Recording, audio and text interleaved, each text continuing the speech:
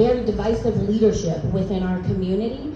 I think the thing that sticks out to me that is a going theme that I don't know if we're really hearing is that the sheriff chose to put himself on administrative leave. And while this is, it's marking a good moment in time, it was still his choice. And so for all those that are listening, we do need to continue to rally together. We need to continue to gather and communicate so that we can put legislation in place so that we can hold our elected officials accountable.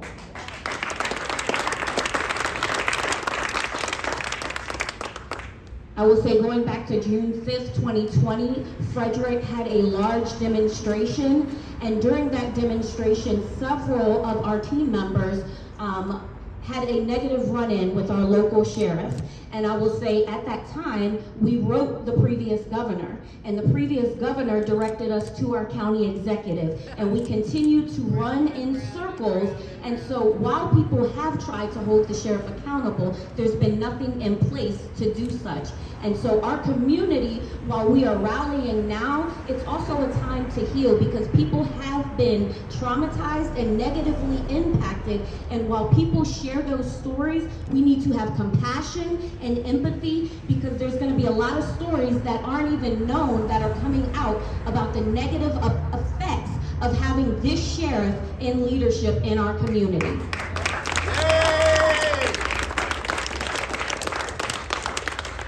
I would also like to say, because a lot of times we like to look at the young people for making a lot of noise, that it was those young people that we need to continue to rally. And so continue to encourage our young people as they demonstrate and as they protest, because their voice matters. It's things like this. We should not have gotten to the point where he was indicted in order for us to rally together. For far too long, people have tried to communicate about our sheriff, and it has fallen on deaf ears.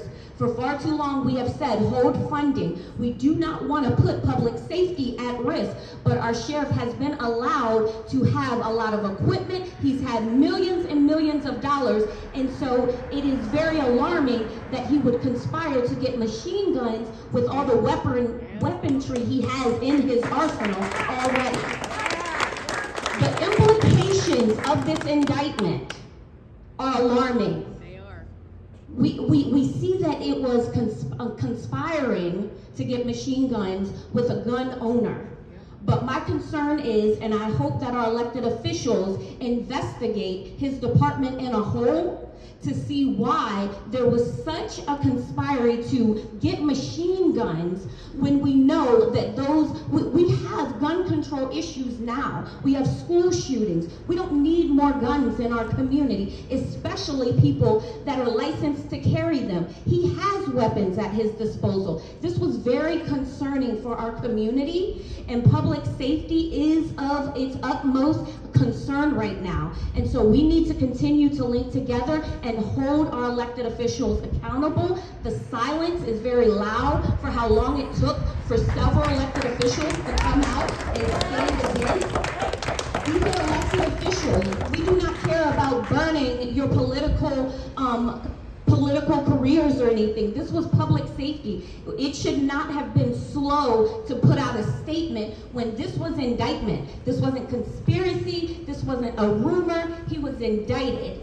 And our community elected officials were very slow, and those are the same people that we go to. And so I'm glad to stand with you today, and I look forward to how we continue to come together and hold the sheriff's office accountable, but also rally our community for unity. Thank you.